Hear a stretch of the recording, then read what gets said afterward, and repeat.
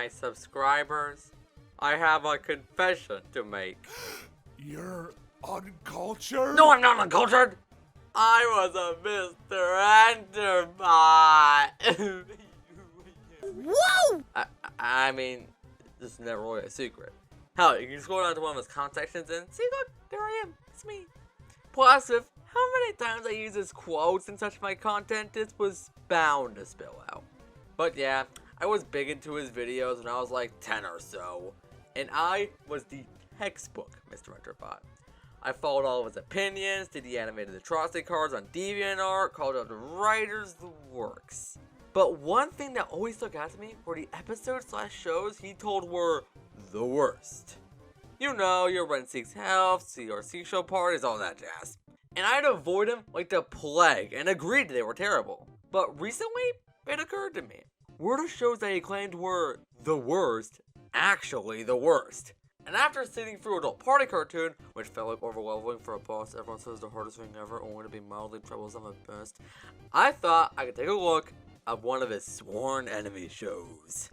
His first worst show, Alan Gregory. And it left me puzzled.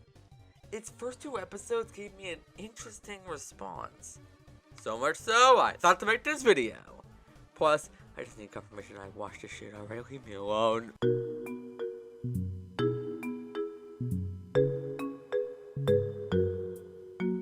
Now, something that got me the most interested about looking back into the show was its premise. One thing that I stray from Mr. Hunter a lot nowadays is that I love the asshole character. It's the type of character you love to see be a dick to everyone and just have no filter. And it's funny to see the world react to it, whether against or trying to help. And with this show in particular, it has an amusing premise on paper. A smug douchebag privileged twat goes to school for the first time and treats everything like a business endeavor. And as someone who's a fan of the asshole character, especially the protagonist, this doesn't bother me as much as it would others. Not only that, this show has some real talent behind it. Of course there's like Jonah Hill, but then you have surprises like French Stewart, Will Forte, Christina Pelushi, motherfucking Keith David.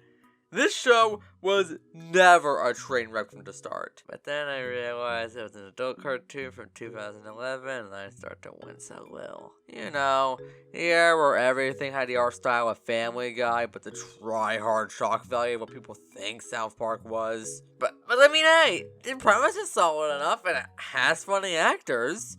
With all that going for it, what went wrong?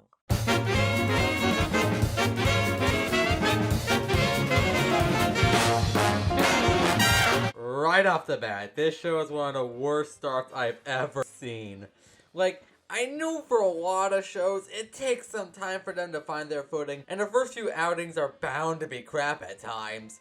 But my god, are these 2 episodes awful. Like, the writing is just horrible here.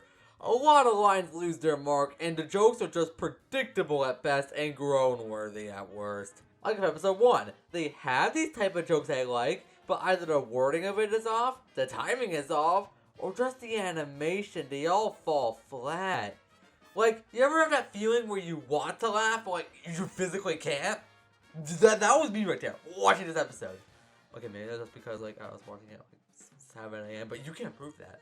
And when they aren't off, they are just terrible. Especially in episode 2, it is hell-bent on either trying to gross you out or shock you, which is a byproduct of a lot of adult animation during this era. It screams desperate at times and just leaves me bored after a while, especially when it comes to the scenes with some bad implications. Like of the principal basically being forced to deal with the harassment from Alan and the rape implications of Jeremy in general.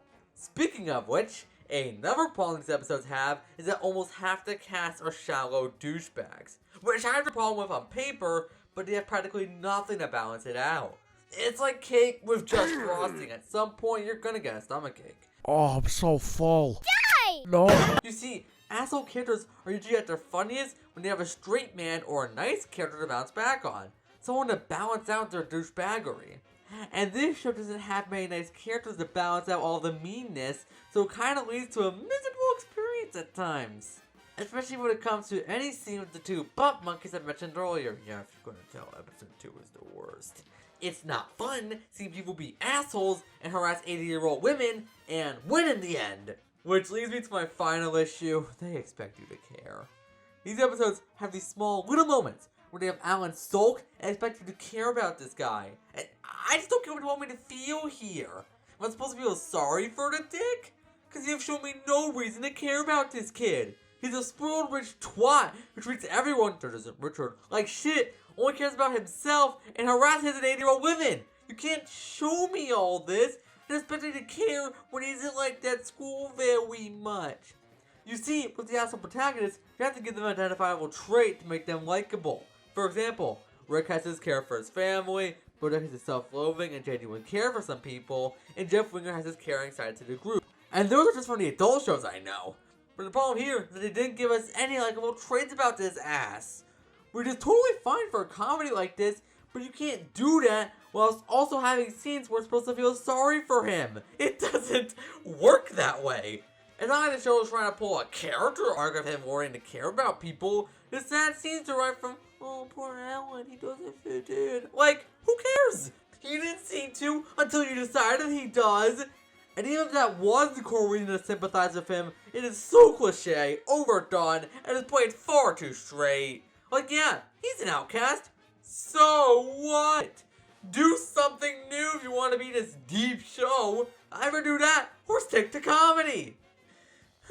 Which leads me to episode 2. Because now they expect you to take this plot of the 7-year-old and trying to fake a sex tape with an 80-year-old woman for clout. Now, if you have normal human brain, you'd realize that's a plot you cannot play for drama. But this episode had these moments where they slowly pan into him and play the sad piano music. And how about the scene where he vents about how... And if no one believes I have a sex tape with the principal, how the hell am I going to have any friends? And this isn't played for laughs. Nor do they parry these kind of moments. They are played for serious drama. And you can't do that with a plot this stupid. This is a plot you cannot take seriously. Stick to comedy, you fucking dumbass of a show. Oof. At least some of my old missurrender habits in there. I apologize. Hey! Have I made my point that these episodes blow? Not that I needed to in the first place. Y'all knew this by now. But let me do something to people who talk about the show never seem to do and talk positives. Well, for one, the animation isn't the worst. Like, yeah, I know I criticized it earlier for not going far enough, but that's for the scenes where you want the animation to tell the joke. When it's just people talking, the animation does its job. It's definitely one to get used to, and I do wish it was more stylized, but I like to use the colored outlines, and the intro's real pretty. The voice acting is solid. The performances can get a little out of me. Oh, yeah, I know it is not easy to do when you're sick as hell. And finally, Julie was funny. Jess is a really good straight man to the group, and tends to get the most similar to her deadpan delivery. But yeah, these episodes sucked. But I can at least give him credit for sucking in interesting ways. Which is something that cannot be said for the time it does in bad adult cartoons nowadays. I assume at least. I hate watching them. But more interesting than that are the 2 episodes following these.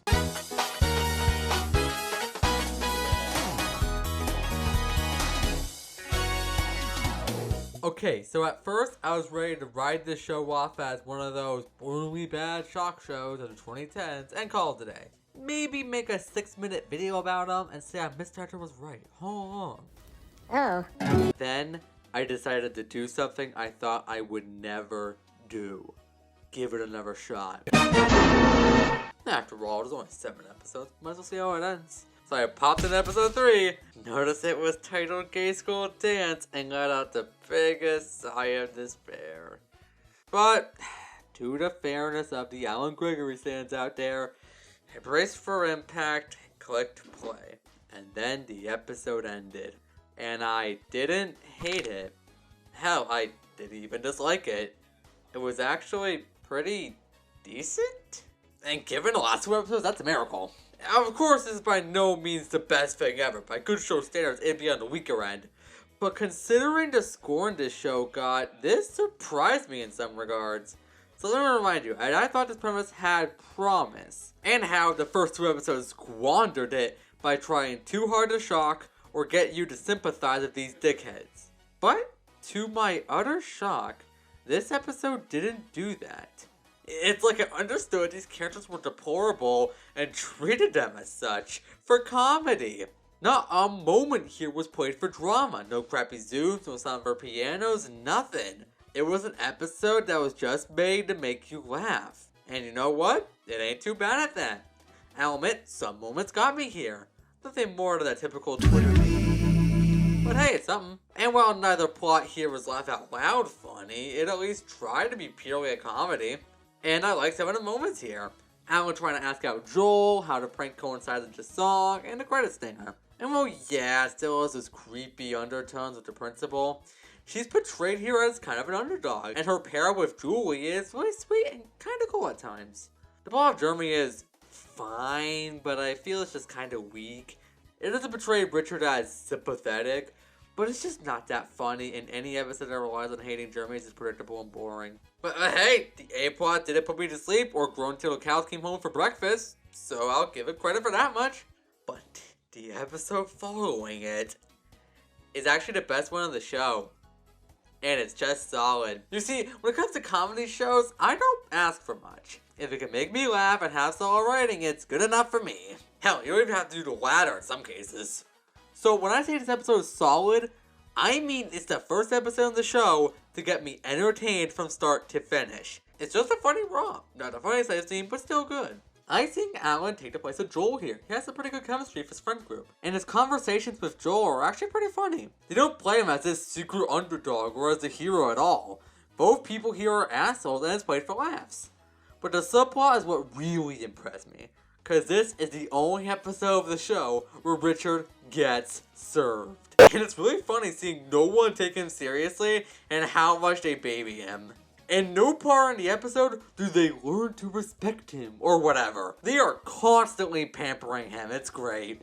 I especially love the climax where the red and blue question comes back and gets a pretty good payoff. So yeah, saw a bunch of episodes here. When I got into this show, these were the episodes I was hoping for. I wasn't looking to be dazzled by the drama or enriched by the three-dimensional cast. Just a funny episode about these dickheads being dickheads and getting treated as such. And these episodes more or less delivered. I never thought I'd be uttering these words, but I'm actually looking forward to watching more of Alan Gregory. How do they fuck it up?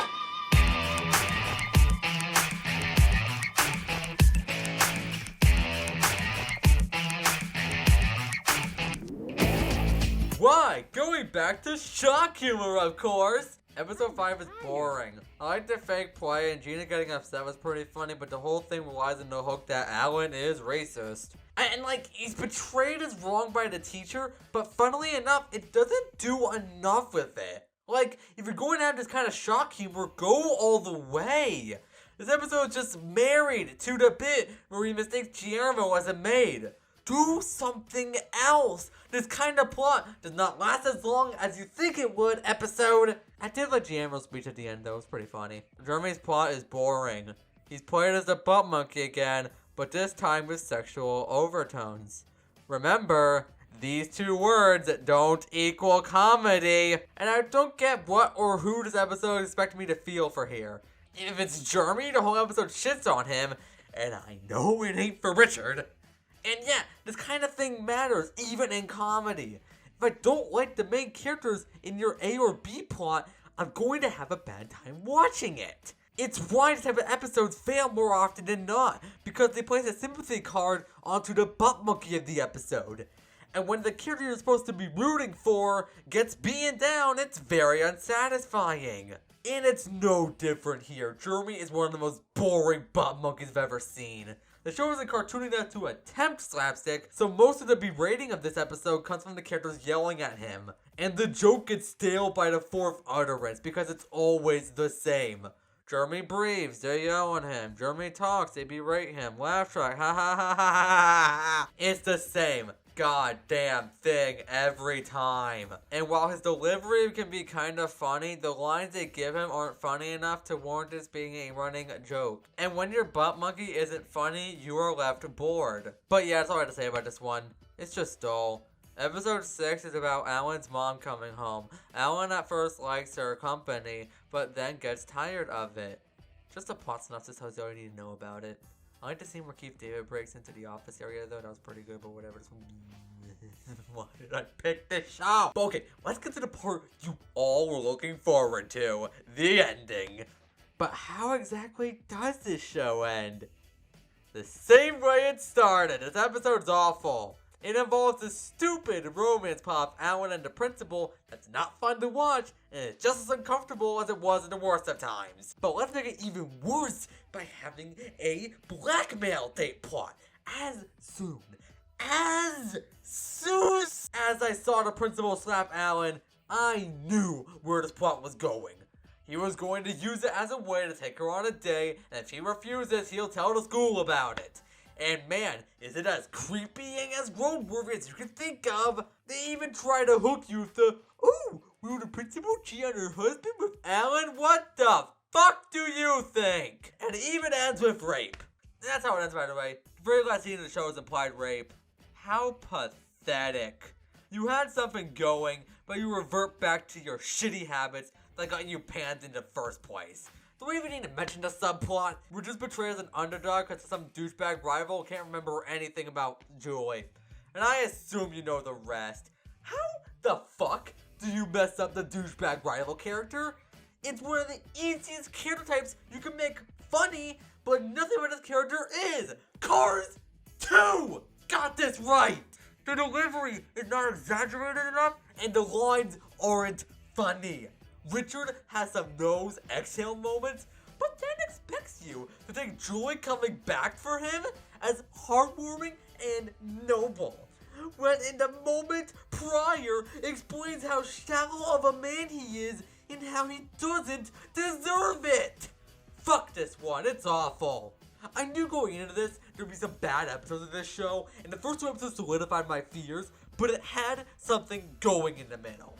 But this is just the worst episode. Not only for its stupid, creepy, and cliched as hell plot, but because it went back to its roots of awfulness.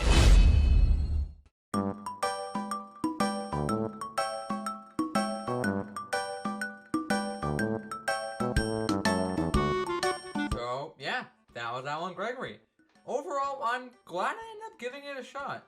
As someone who grew up being a sheep to the opinion of others, it's important for me to give shows that were panned like this a chance. Because if I go on believing that this was the worst cartoon, I would be mistaken.